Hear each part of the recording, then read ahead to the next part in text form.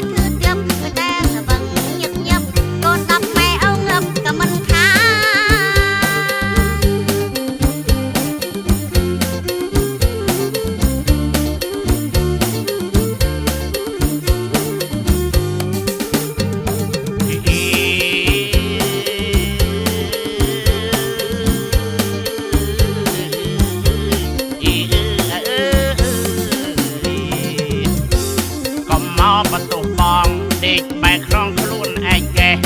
ថាកុំមកបន្ទោសបងដេកបែកក្នុងខ្លួនឯងកេះដីណាត្រឹមបានបង្គញឯងចុះផាមរហូតដូចបពី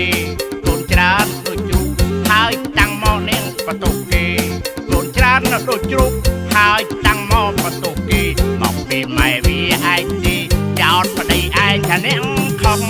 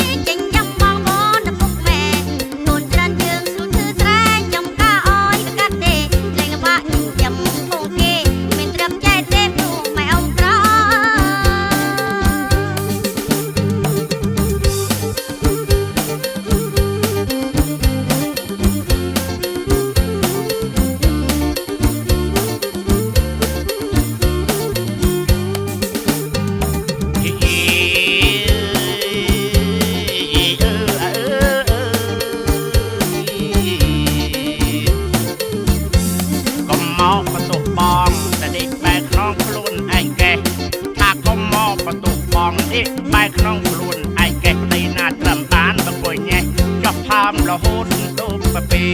កូនច្រើនដូចជ្រូកហើយតាំងមកនាងបន្ទោសគេ